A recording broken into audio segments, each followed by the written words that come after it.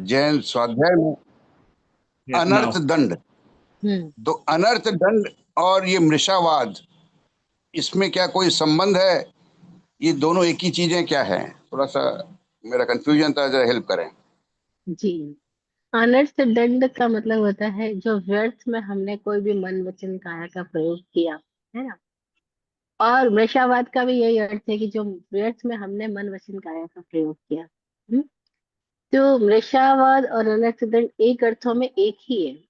बल्कि न केवल अनर्थ दंड और मृषावाद एक है, बल्कि प्राणातिपात और अनर्थ दंड भी एक ही है। क्योंकि अनर्थ दंड जब भी कोई आदमी करेगा तो प्राणों का अतिपात भी होगा। तो मैं आपको इसी अभी कुछ क्षणों पहले ही बता चुकी हूँ कि अगर हम जीवन को समझें तो प्राणातिपात, नशावाद, अदत्ता दान, मैथुन, परिग्रह, ये वस्तुतः अलग अलग नहीं है, एक ही बात है। लेकिन एक ही बात को समझाने के अलग अलग आयामों से हमें समझाया गया कि हमें ये इस पे ज्यादा हाईलाइट करके दे दिया गया कि भैया जब आप मृषा में हो तो देखो कि मृषावाद कहाँ कहाँ है। जब आप यहाँ पे हाईलाइट करके देखो, यहाँ प्राणों की धारा नीचे गिर रही है ना, तो प्राणातिपात हो रहा है। तो अनर्थ दंड में भी क्या होगा कि अनर्थ है, व्यर्थ का ही तो किया जा रहा है। तो हमने प्राणातिपात के 3 भेदों में समझा था कि जो अनावश्यक किया जा रहा है वो सब कुछ प्राणातिपात है, जो आवश्यक का दमन है वह भी प्राणातिपात है। तो अनर्थ दंड में क्या होता है कि अनावश्यक क्रियाएं होती है। जैसे अनावश्यक ही बैठे बैठे लोग सिर खुजा रहे हैं, बैठे बैठे पत्थर उछाल के नदी में डाल रहे हैं, नहीं, बैठे बैठे किसी के नाम पे ऐसे ही कोई लेटर निकाल देते हैं, या और कुछ नहीं, आज के जमाने में मैसेज फॉरवर्ड कर देते हैं भाई। अब कोई ऐसी बात है जो विरोध फैलाएगी, जैसे नहीं आज लोग ऐसे मैसेज करते हैं, जागो हिंदुओं जागो। अब ये क्या कर रहे हैं, वो हिंदुओं को जगाने के चक्कर में हिंदुओं के भीतर एक द्रोह भर रहे हैं, एक विद्रोह की भावना भर रहे हैं। और वो कहते ये मैसेज फॉरवर्ड करो, कम से कम 11 लोगों को फॉरवर्ड करो। ये क्या कर रहे हैं, अनर्थदंड कर रहे हैं। लेकिन ये चालू है, उन्हें होश ही नहीं है कि सब कुछ अनर्थदंड हो रहा है। उनको ऐसा लग रहा है हम बिल्कुल ठीक कर रहे हैं। क्यों?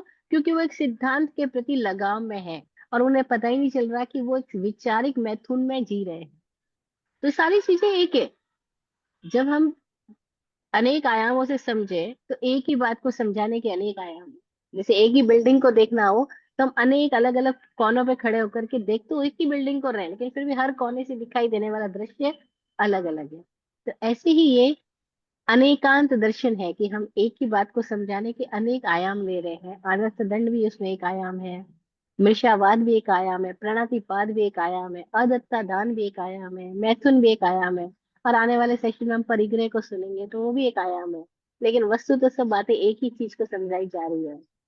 वो क्या है कि जो भी स्वभाव नहीं है वो सब कुछ विभाव है। विभाव, विभाव खंड खंड है, टुकड़ों टुकड़ों में है, स्वभाव अखंड है। तो अखंड के लिए तो कोई शब्द नहीं, एक शब्द है स्वभाव। लेकिन विभाव यानी विभंग भाव, विभाव यानी विविध भाव। तो जो विविध भाव है वो संसार है, वही विभाव है। और जो स्वभाव है उसके अंदर कोई विभाव नहीं है, कोई विविधता ही नहीं है। इसलिए स्वभाव के लिए तो मौन है, कोई शब्द ही नहीं है। विभाव के लिए इतनी सारी व्याख्याएं हैं, आश्रम में इतनी सारी व्याख्याएं हैं, लेकिन मुक्ति में कोई व्याख्या नहीं है। मुक्ति मुक्ति है बस। जय हो। जी रवि।